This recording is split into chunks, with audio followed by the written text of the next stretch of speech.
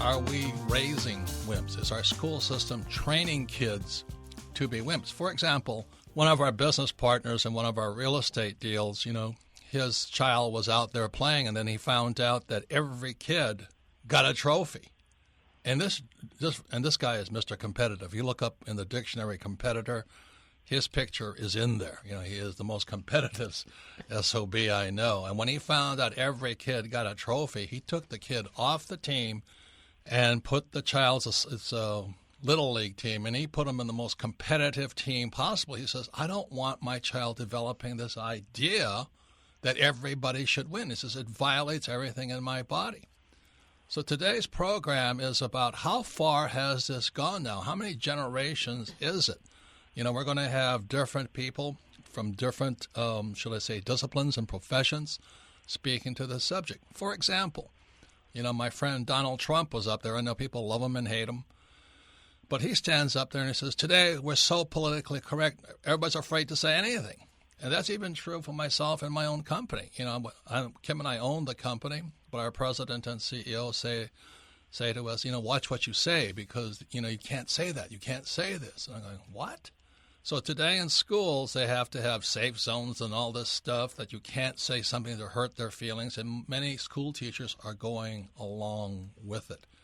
So that's what this program is about, is are we raising wimps? And this is the worst part of it, is that this morning I was watching on Morning Joe, and he had this expert from Harvard again speaking on the same subject. And he says when they interviewed the millennials, they all want boots on the ground. In other words, they want us to send troops into the Middle East. 60% want us to send troops into the Middle East. 80% won't go. And I'm going, what? Are you kidding me? You want everybody else to go. So that just reminds me, during my time of the Vietnam era, that I remember there was a guy named John Kennedy, but he asked, ask not what your country can do for you, ask what you can do for your country. So my mom and dad joined the Peace Corps because that was during the time of big terrorism. It was a battle between the USSR and Russia. It was nuclear winter, and they were going to annihilate us.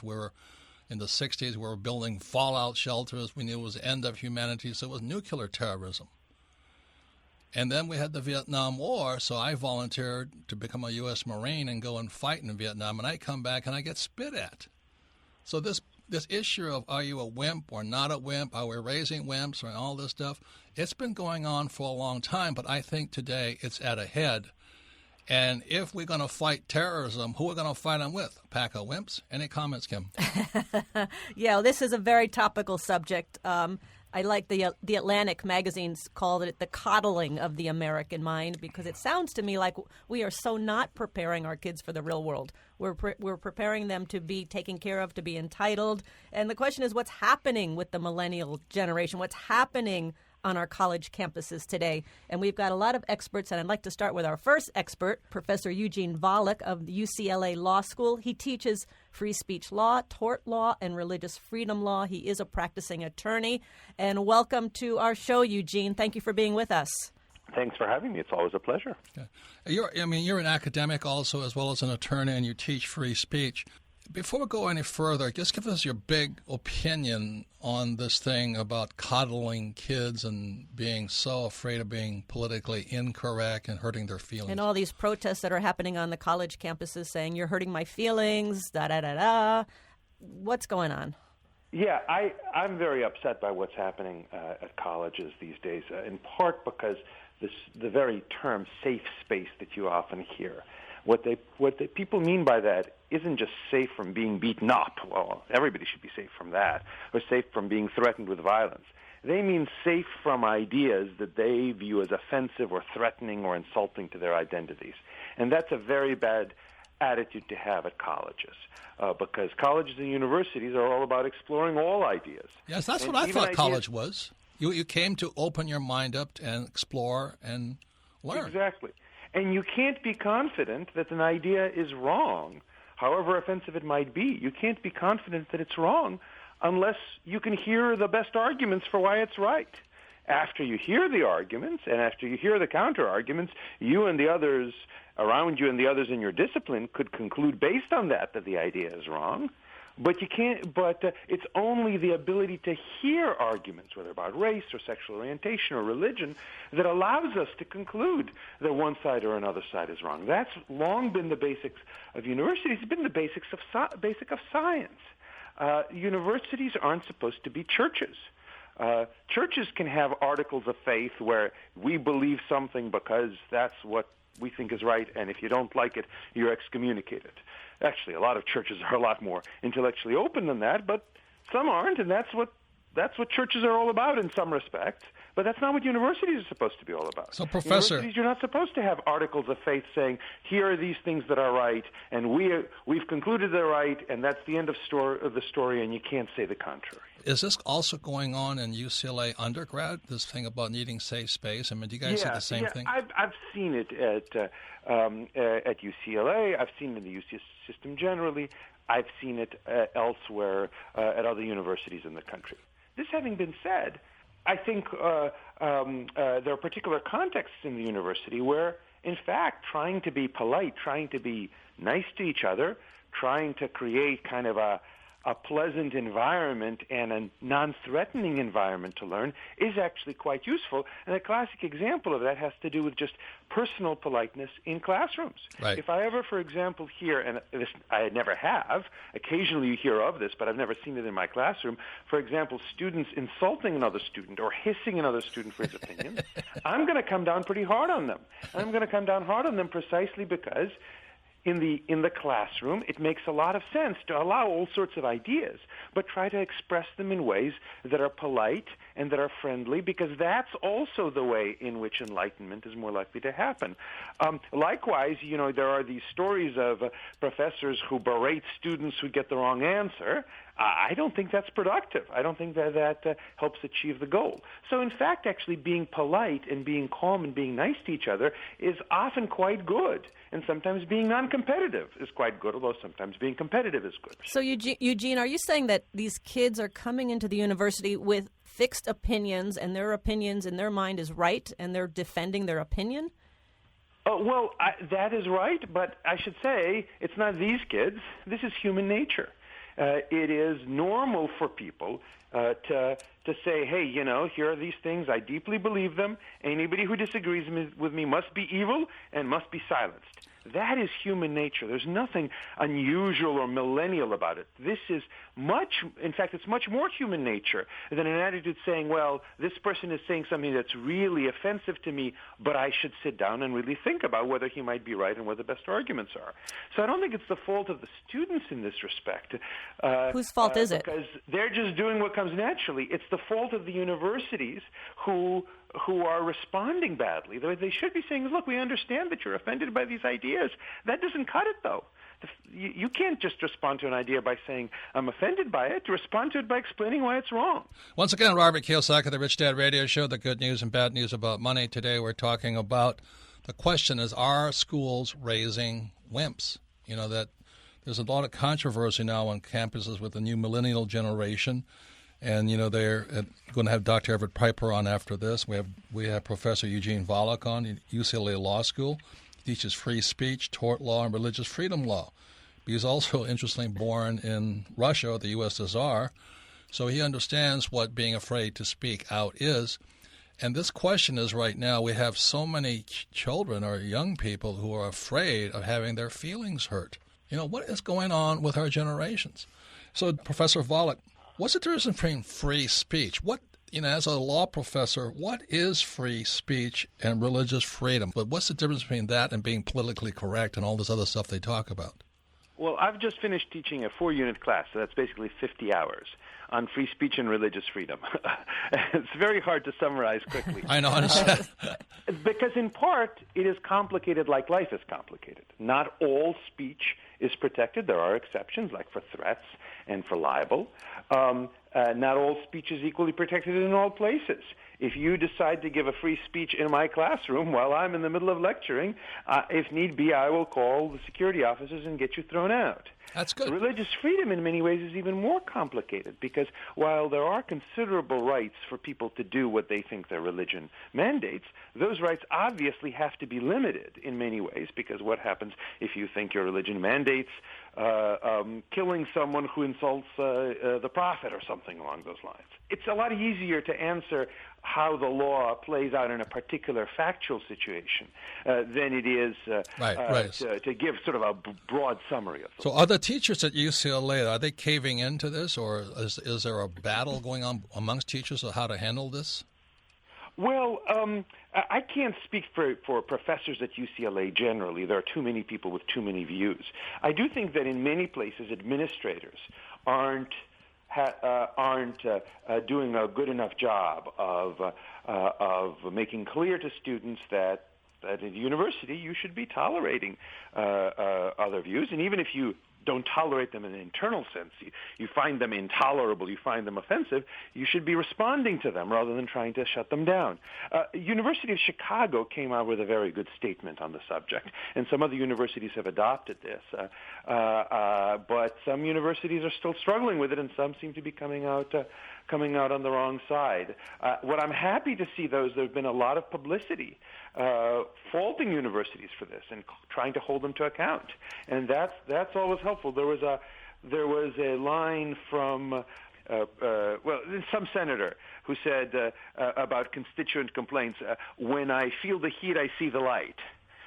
So Yes. I'm glad that universities are feeling the heat, not just from this actual often a minority of students who want to censor things, but also from the public who are often coming in and saying, look, you have to protect university values and First Amendment values. Once again, thank you for all of that. We could go on forever and ever and ever. What is free speech There's and a on lot to religious this, law yes. and when can you say what you can't say and being politically correct. It's really quite... It's quite amazing. So anyway, thank you for your time, for your contribution. Thank you, Eugene. Thanks for speaking out on this. Very much my pleasure. All Thank the you. best. We appreciate it all. Thanks, bye. Thank you. Bye-bye. Once again, our subject has been stirred up by our next guest. He's Dr. Everett Piper. He's a president of Oklahoma Wesleyan University. And Kim and I saw him on television. We just said, amen. This guy has the courage to speak out. And you did very well on television, Dr. Everett. Kim, what do you want to say first before we... Well, I'm applauding Dr. Everett, and he wrote an open letter, and it's called "This is not a daycare; it's a university." And if you can go online and read this, because it really opened my eyes. And I just want to read one short piece from it to give you an idea of what Dr. Piper is saying. He says, "Our culture has actually taught our kids to be this self-absorbed and narcissistic. Anytime their feelings are hurt, they are the victims. Anyone who dares challenges them and thus makes them feel bad about themselves is a, quote, hater, a bigot, an oppressor, and a victimizer." This is what he's saying that is going on with the kids' minds today in the universities. So, Dr. Piper, welcome to the program. My pleasure to join you. Thank you. And what spurred you to speak out? Well, the anecdote behind the story is that as a Christian university, we still have required chapel. And after one of our chapel services, which was on 1 Corinthians 13, the quintessential love chapter, not political, not acerbic, not even sarcastic, 1 Corinthians 13, the love chapter, one of our students came forward afterwards to the speaker and said that he felt singled out and uncomfortable, and he was critical because of those feelings that the speaker had stirred up in him. My response was, that's your conscience. You might want to attend to it. I'm not interested in coddling you and comforting you. I'm interested in challenging your character. And when your conscience speaks to you that you may not be as loving as what 1 Corinthians calls upon you to be, you might want to confess your sins rather than blaming everybody else. So that was the context for my open letter. And what happened to the student? Well, and I want to clarify, this really isn't about the kid, and I didn't Right. say who he was, and I'm not going to, but No. I'm really speaking to my culture and the college with a capital C, the academy, if you will, as much as I am to my kids. I've got great kids at Oakwood, and they buy into who we are, and that's what education is about. But the college and university has created this monster. Like I said, we've taught our kids to be this self-absorbed and this narcissistic that they can actually throw the victim card on a sermon on love because it makes them feel uncomfortable. That's where we are in the academy today, and shame on us. We've created this problem. We've created this mess. And does this go back to grade school, high school, all through the system? Absolutely. Richard Weaver told us in his seminal publication in 1948, Ideas Have Consequences. That was the title. His point was, ideas have consequences. They matter. What you teach today will bear fruit tomorrow. Good ideas, good fruit. Bad ideas, bad fruit. To quote Barack Obama's pastor, if you will, the chickens will come home to roost. And if you keep perpetuating lousy ideas, narcissistic ideas, self-absorption and selfishness, and victimization rather than virtue, and if you're more interested in playing the victim card rather than pursuing veritas, truth, as part of the academy, then you're going to get a predictable outcome, and it's ugly. Let me ask, selfishness. Do you see this a growing trend or an isolated incident? Because we had Professor Eugene Volokh from UCLA on, and he says for them at UCLA it's kind of growing. Do you see the same thing? Oh, absolutely. Look at the news. You guys cover it. You're in this business. When you see the University of Missouri and when you see what has happened at Yale, where two professors who did nothing, and these are not right-wingers. These are Yale tenured professors. When you have two professors that merely said students have the right to wear whatever Halloween costumes they want, and the students rise up and say, well, wait a second, some of those costumes may offend others. They demanded the resignation of these professors, and after over a month of hearing these students scream at them and F-bomb them in the public square of Yale, the professors finally resigned. What kind of academic freedom is that? What kind of intellectual latitude and freedom is that? It's fascism. It's ideological fascism. It's not freedom. And what's causing the universities to give in, to surrender? Well, again, they've created the monster, and they don't know what to do because they've embraced some of this pablum and nonsense. In other words, the administrators and faculty, by and large, have taught themselves and their culture this lie. It doesn't matter what you believe as long as it works for you. Postmodernity. Well, it does matter what you believe and what you teach. What worked for Pol Pot didn't necessarily end well for others, but he believed it. It mattered what Hitler believed. It didn't end well for others. It mattered what Mussolini believed. It didn't work well for others. Bad ideas need to be confronted, and this postmodern nihilism, this intellectual nihilism, this moral nihilism will bear nothing but a mutiny, if you will. It'll bear anarchy because, as G.K. Chesterton told us, when you get rid of the big laws of God, you don't get liberty. You get thousands of little laws that rush in to fill the vacuum. Amen, amen, amen. What do you think the long-term effect on the lives of this millennial or a generation that actually believes they need to be protected from ideas or events that upset them? What do you think the long-term effect on their life might be? It'll be the dumbing down of humanity, and it'll be the dumbing down of freedom. Because when you start claiming the victim card rather than pursuing the virtue card, you're always going to be self-focused and selfish rather than outward-focused and selfless. Victimization says, you owe me, I want my pound of flesh. Virtue says, I owe you, how can I love you and serve you? When victimization becomes the objective of the academy, you're going to get this inward narcissism, and you're going to get this balkanization, and you're going to get fascism, where we all separate into our groups of power, and as soon as we've got the podium and we've got the pulpit and we've got the gavel, if you will, we will oppress all others until power shifts. It all starts to reside in power rather than the principles of veritas and truth. So, Dr. Piper, so what's the solution to this? The solution is to go back to the Liberal Arts Academy and the church upon which it was founded. Let's go back 1,000 years. Why was a liberal arts university founded in Oxford and Cambridge? To pursue truth. It was to educate a free man and a free woman, to liberate you and to liberate me and to give you liberty and freedom and justice. That's what a liberal arts education was all about, because it recognized that liberty had to be grounded in veritas, truth. There's a reason that Oxford's shield to this day has one word on it, veritas, truth. So also at Oklahoma Wesleyan, don't you guys welcome opposing ideas and new ideas? You said you had 965,000 views on your website, and you had a few that some were opposing your point of view. And isn't that the point? You can have a robust and open exchange of ideas, and if I get 2% of 965,000 that don't like what I've just said to you, which arguably that's probably true. I mean, an overwhelming majority of this nearly million people are saying, go get them, this is a good idea, this is good for you to challenge our culture to think about these ideas. But if you get 2%, 5% of a million, that's enough folks that can make some noise. So how do we handle that? That's the beauty of truth.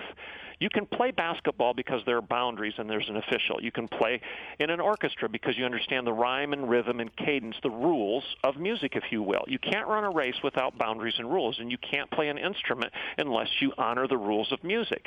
You have freedom. The paradox of discipline and freedom comes into play when you recognize that there's something more powerful than you and me to blow the whistle on the game or the debate. And what is that something? It's truth. Truth is the judge of the debate, not you and not me. As C.S. Lewis says, you can do no measuring rod unless you have a measuring rod outside of those things being measured. And that's the beauty of a Christian liberal arts institution that recognizes the power of truth to judge the debate. Once again, it's Robert Kiyosaki, the Rich Dad Radio Show, the good news and bad news about money. Today we have three very special guests. And the second guest is Dr. Everett Piper. He raised a firestorm when he published this. It's a university. This is not a daycare. It's about, young students today saying, you hurt my feelings. I disagree with you. I want a safe zone and all that. And we're wondering today, Doctor, is this, question is, are we raising wimps, where they have to be protected from all things outside of them, but also how much are the parents, part of the problem as well as the solution? Well, we know our parenting is very important as we raise our children, and this isn't just an 18-year-old problem at the college level. It's a 48-year-old problem because regardless of your age, I would argue you've come out of this swamp, if you will, of postmodernity, and therefore you have the muck and the water on you, and therefore you're going to bring some of these ideas to the table where you don't want to be challenged. My point is, we call it cognitive dissonance in human development theory, that this dissonance, this discomfort that comes when you have a conflict in your soul, your mind, and your heart, that's actually good because that discomfort and that tension can be used for growth. But if all you do is give somebody a participation trophy, if you will, when they feel that discomfort, they're not going to grow. They'll be coddled, and they therefore will stagnate in immaturity rather than grow toward a higher intellectual, spiritual level of being an adult and a human being that engages culture robustly and for the good of other people and themselves rather than just saying, here's the interesting thing. Love says, I care a great deal. I'm going to stand in your way and say no. Enablement says, I could care less. Go do what you want. Love says, stop. Here's the way to heaven. Enablement says, I don't care. You can go to hell. There's a huge difference between love and enablement. Love uses the dissonance to challenge other people toward Christ. Enablement says, I could care less. Go do what you want. And if it hurts you and hurts others, it's fine with me. Well, most importantly, Dr. Everett Piper, I applaud you for having the courage to speak out on this very, very, I would say it's a crucial subject because it affects the next 50 to 100 years of our country. But the other reason is you have a pack of wimps in your family. You may want to have them listen to this program again. Because let me tell you something, the real world is not really made for wimps. I was just watching MSNBC this morning, and most of these post-millennial kids in college, they all Harvard research, they found out that they all want to put boots on the ground, send those people in to kill ISIS. 60% want them to kill them. But 80% said they wouldn't go. And that really kind of touches my guts a bit because I went to Vietnam twice. I'm old school. I also went to military school. And being a Marine, if my feelings got hurt, if my feelings were not being hurt, there was something wrong. I mean, the way they toughen you up is to physically challenge you mentally, physically, emotionally, spiritually, and insult you. And so when I came back from Vietnam in 1973, I said, I fought for the wrong people. I come to downtown Honolulu, and everybody's a pack of wimps. They're screwing everybody, stabbing each other in the back, but everybody's getting politically correct. And I think now it's come to a head. We just had Dr. Eugene Piper. He says this is not a daycare, it's a university.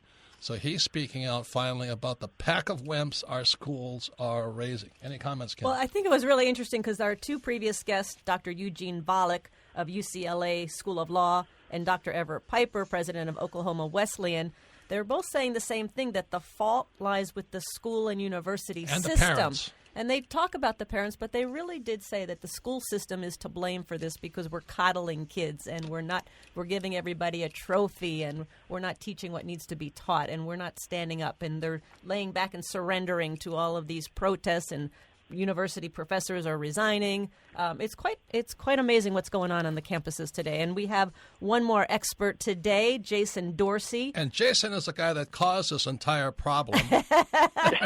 Because he is part of the millennial, and he is the Gen Y guy. He's an expert on millennial research. He actually is the founder of the Center for Generational Kinetics that researches the whole millennial generation, and other generations. So we saved the best for last because Yes. Jason's irreverent, and he sees both sides. He makes a lot of money, trying to explain to corporations, how do you market to wimps, right? Welcome, Jason. Is that what you do, Jason? So I'm glad to be here representing all wimps. So you're the founder of the Center for Generational Kinetics. You're just on TED Talks X. Yeah, you have a TED Talk, TED Talk. And you're always a valued guest because you're irreverent and you speak, to both sides of it. Because you say some guys are moving on, some generations are moving on, but other guys are falling behind, same generation. And you also talk about it's not the Y generation, not millennial, but there's another generation, sneaking up behind the millennials. So welcome to the program, Jason. Hey, thanks for having me on. And, So- you're exactly right. Oh, sorry, Kim. No, I was just going to say, so what the heck's going on with your generation? Well, I think a lot of millennials are in trouble, to be candid. As a millennial and as a researcher, what we consistently see is that a lot of millennials haven't developed, as Robert would call, potentially the resilience to be able to make it in the real world, and they're frustrated by it. Employers are frustrated by it. You guys are frustrated by it, and now we're seeing it in colleges. I mean, the fact that we've got the stuff going on in Yale around Halloween, we've got just everywhere this kind of hypersensitivity to being not only politically correct, but even a higher standard than that. And the problem is, this is my take on it, I'm not really worried about the university piece. I think at the end of the day, that's going to sort itself out. What absolutely keeps me up at night is what happens when these people who are so easily offended enter the workforce. Good what question. happens the first time they've got to deal with a customer who's rude, or they don't get promoted? I mean, what are they going to do? Are they going to protest? They're going to call up their mom? Or how about dealing with me? You know what I mean? Oh my! Yeah, God. I definitely don't want to be dealing with you, Robert. I know. So that's why they have a safe zone around me, so I don't talk to anybody. And this is a real issue, though, because to your point, we as a nation are going to be in trouble if people don't develop a backbone. And that's a big issue because at some point you have to grow up, suck it up, and say, it's on me. When you get a tough assignment at work, you're not going to get some paper in front of it that says, okay, there could be some triggers in here that are going to affect you adversely. Well, you know what? You didn't do a good job. That's the end of the day. Try it again. Yep. So, Jason, how did this all come about? How did it happen? What? Generation Wimp. We should just call them as they are. Generation Wimp. Hey, we're not all of us, all right? Some of us are making it happen. But where it did come from, first and foremost, I disagree with the person, this expert that was on earlier that said it's just on the colleges and the universities. It's bigger than that. Almost all of these behaviors start with parenting because that's where we learn. That's where condition, those basic models come from parenting. Now, what happens, though, is we enter the school systems, and then that's where it's either reinforced or it's broken. And what we're seeing is a reinforcement, and that's because it could be parents are scared, school boards are scared, or they're made up of the same parents. Everybody needs a trophy, grade inflation. We're reconfiguring the SAT so we can keep the scores higher. So what happens, though, is it ultimately becomes the norm. And once it becomes normal, that's when it's very, very difficult to break. And again, what scares me is we learn it from parents, becomes reinforced when we get into the schools, and then you get out into society or the workforce, and suddenly that's what's to be expected. And I'll tell you what, employers will not tolerate it. They won't. Oh, we wouldn't. No, can you imagine the first one that comes up to Robert and says, Robert, I don't like the fact that you called me a wimp. That has hurt my feelings. He's going to be like, well, you think that hurts? That would be entertaining, actually. So all your research you're doing, Jason, is what needs to happen? How does that get turned around, or does it? Yeah, well, it does get turned around. Here's what's really interesting. What our research is showing, we just did a national study on the generation after millennials. We call this generation iGen. Other people call them maybe Gen Z. There's a few different names floating around. What would the age group of this be? Great question. The age group would be about age 20 and under. Okay. So the very oldest of them would be in the college or university experience right now. But as we know, millennials are clinging on to college as long as possible. They are. There's a lot more of them. But as we look at this generation, what we're seeing, and if this holds true, it's going to be a big deal. What we're seeing is that this generation on the whole is more pragmatic about the real world. And so what that means is we did a study, it's about to come out, and we found that a large percentage of iGen would choose to go to a lower-paying college in order to graduate with less debt if they could get the same degree. We also found that they would take a lower-paying job or they would start at more of an entry-level position than millennials, for example, would. And this is a big deal because if a generation comes in and says, look, I'm willing to do the work that the other group doesn't want to do, well, guess what? That's the one that not only gets a job, but they get promoted. And entitled millennials that feel like the world owes them something, all these people that we see quoted constantly, they're going to be leapfrogged. You mark my words on this. They're going to be leapfrogged by the next generation. And they're going to be sandwiched out because boomers aren't leaving. Gen X isn't going anywhere. And now you've got a new generation coming in saying, hey, we'll take whatever job it is. We don't want to turn out like the millennials, which is what they're saying. And so if that holds true, it'll be pretty fascinating to see the future of it. But the bottom line is that iGen is different because their parents are not baby boomers. Their parents are Gen X or their parents are millennials. You know, my daughter is an iGen, and their whole world is different. You know, my daughter's been using her iPad since she was 1 year old. Right, she got potty trained using an iPad. There you go. Oh, that's what I need. That's what I missed in my development. Potty training. I have a solution for you now. Hey, once again, it's Robert Kiyosaki, the Rich Dad Radio Show, the good news and bad news about money. Today we're talking to three special guests, and our last guest is the most entertaining, is Jason Dorsey. He's a Generation Y guy. He's an expert on millennial research and now iGen, and he's a founder for Center for Generational Kinetics. And we're talking about, are we raising a pack of wimps? Should the next generation be called wimp generation? You know, and then because of the people say, oh, you hurt my feeling, I want safe zones, and I don't want to hear anything I don't want to hear. So Jason is the expert on that. He's just recently on TED Talk, so you may want to go to his website. What is your website, by the way? I don't have it down here. Yeah, it's jasondorsey.com, DORSEY.com. And the TED Talk is on the generation after millennials. And one of the things we share is like iGen, they think the Jetsons, the cartoon, is about the past. Oh, wow. That's great. Anyway, the reason Jason's important is if you have one of these wimps or these kids, or you're an employer, and you need to find out how to deal with these prima donnas, Jason Dorsey is your guy, and he's always entertaining. How about to parents right now who have kids? What would you say to them who haven't yet gone to college? Yeah, well, the number one question I get is how do we make it so our kids don't end up like this? Or if they're like this, you know, how do we fix it? And I think at the end of the day, parents, this kind of non-wimp psychology, if you want to call it that, has to come from the parents. And they've got to be the ones that put their foot down and say, look, it's on you to make this happen. I'm not going to save you. Your professors aren't going to save you. You can create whatever future it is you want, but you have to own it. And that message is not happening. And everybody likes to blame everybody else, but at the end of the day, if you're the one enabling these behaviors, whether they're 24 or 33, the buck has to stop with you. I mean, I was just talking with a guy. He spent over $300,000 taking care of his millennial daughter who doesn't have a job, has 2 kids, and she literally threatened him and said, you need to take care of me or I will report you for not taking care of me. Oh, my goodness. That's twisted. That's twisted. It's totally twisted, but the reality is these are all learned behaviors, and if they're going to stop, they've got to stop with us. And as long as we say it's acceptable and as long as we keep apologizing, there's no reason for these behaviors to stop. In fact, they're going to continue and they're going to get stronger. You know, I have another friend with the same age group, 35 years old, living at home, has a job, makes a lot of money, but doesn't want to leave home. And what I said to him, I said, why don't you kick the kid out? He says, oh, I couldn't do that. I mean, what kind of mentality is that? Well, it's the philosophy. I wrote about it in my book. It was called My Reality Check Bounced. And it was this philosophy that we want it to be easier for our kids than it was for us. and it's pervasive, and a whole generation experienced that. And the problem is that, in particular, baby boomer parents were very effective. Really made it clear that we want it to be easier for you. And that's come back to haunt them, and many of them are frustrated, and most of them, if you talk to them one-on-one, will admit they know where it came from, but now they don't know what to do.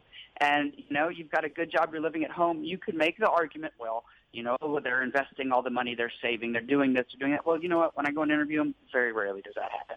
They're taking all that extra money and spending it on something else. Yeah, because it's really interesting. I mean, here at the Rich Dad Company, we talk about, it's the adversity, it's the setbacks that make you stronger, that create your growth, that make your businesses better. And it sounds like in the millennial generation, they just want to be comfortable. They don't want to face any adversity, so they get out in the real world, and they're so not prepared when any kind of setback, even a minuscule setback occurs. They just don't know how to handle it.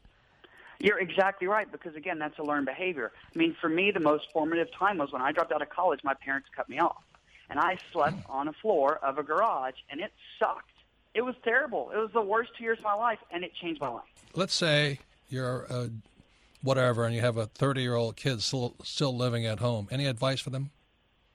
Yeah, the number one thing you can do is give them a deadline to leave and show them how you're going to cut them off and stick to it. Good. Because what happens almost always, is they say, you got to leave by such a time, and we're going to stop paying your car insurance or your credit card, whatever it is. Oh, keep the emergency credit card. The problem is parents rarely stick to it.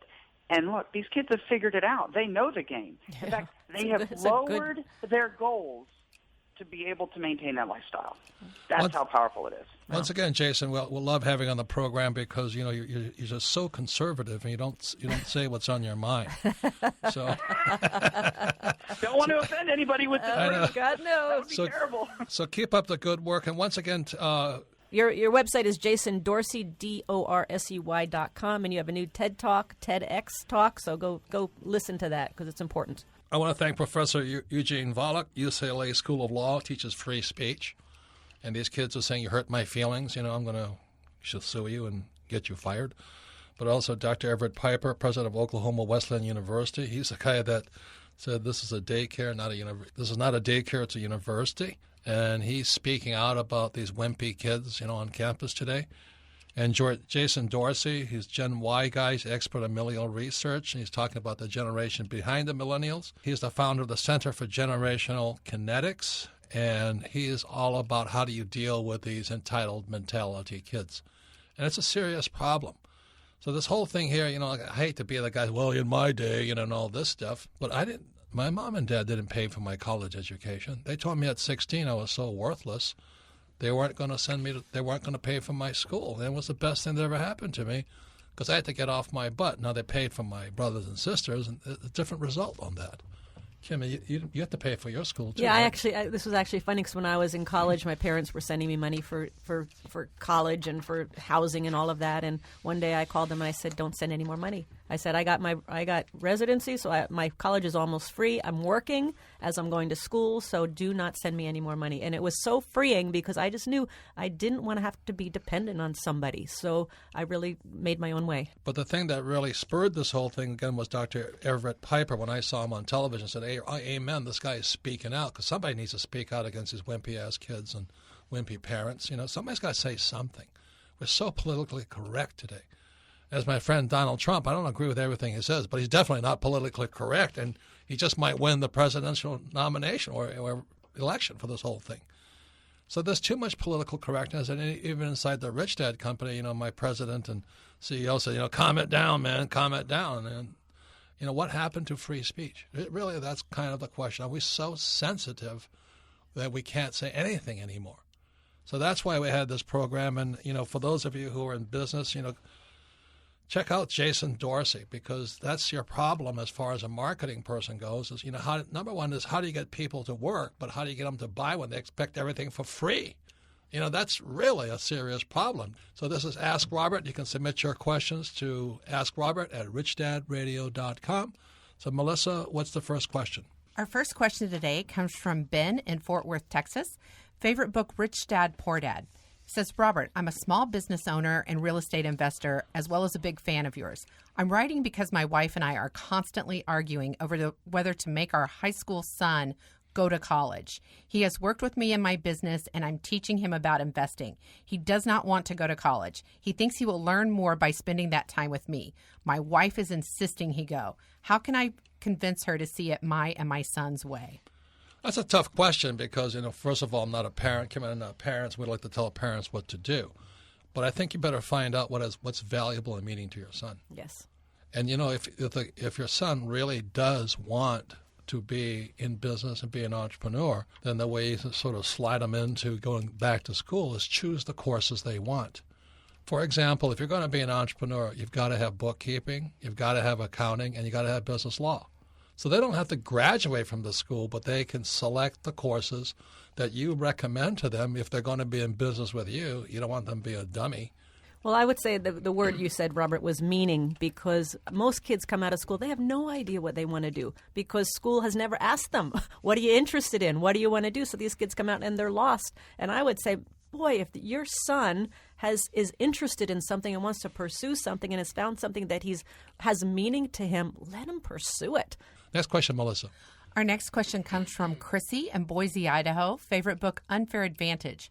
She says, I'm a 40-something business owner, and at the risk of sounding like my grandparents, I don't understand the 20-somethings of today.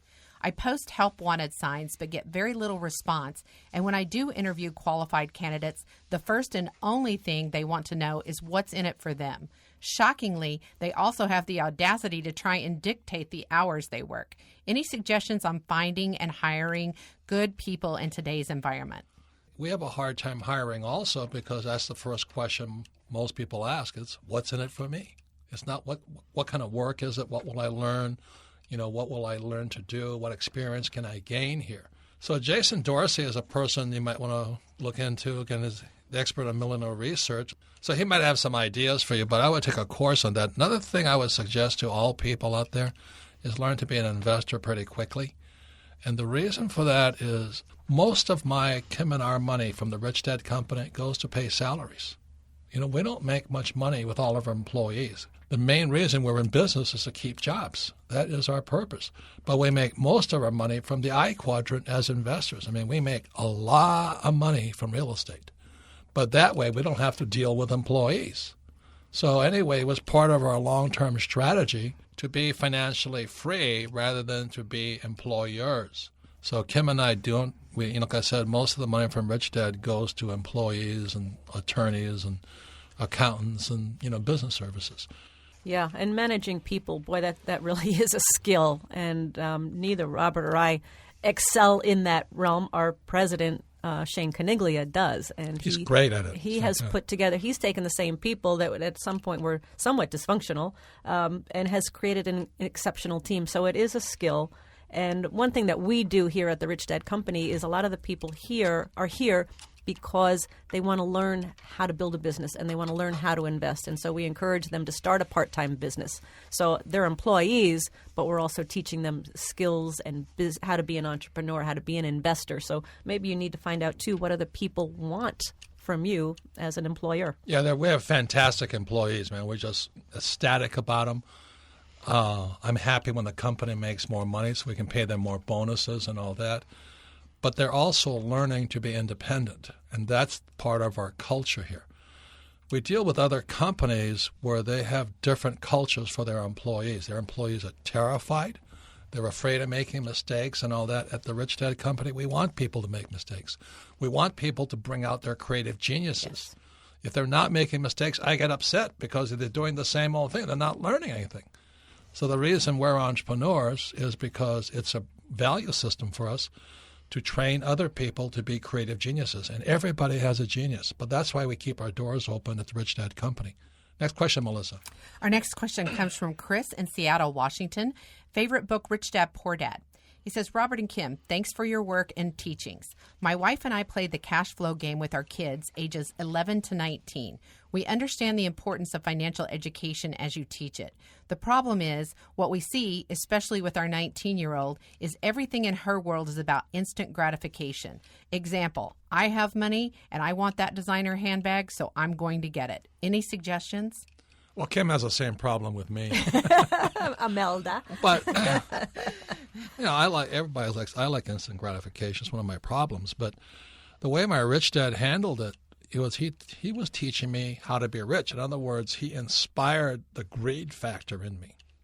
In other words, if instead of telling me to save money, which is as boring as hell, or live below my means, and all that stuff, which most financial planners tell you to do, he took me out, he showed me his properties, and he told me the numbers and how he structured the deal and all this stuff. So if you will take your child out and show them how they can acquire property and all this, and all of a sudden they go, oh, my God. Or look at the stock market. You have them invest in stocks and all this. So you create this game where they're actually professional investors rather than savers. You see, saving money and living below your means and getting out of your debt is not exciting.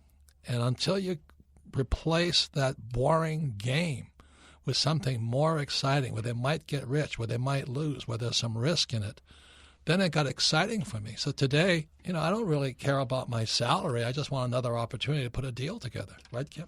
Absolutely. That's our game. And I would say to Chris, your daughter's 19, so obviously she's out of high school. What are you doing at home with her? What are you demonstrating to her? Because we just had this whole program on this entitlement mentality of the millennials. And is she got her rent? Does she have a place to live for free and food for free? And is she working? Is that where her money's coming from? But kids don't respond to that, Kim. That's what I'm saying. Kids want to get rich, and if they're going to spend that on a handbag or not get rich, give them that choice.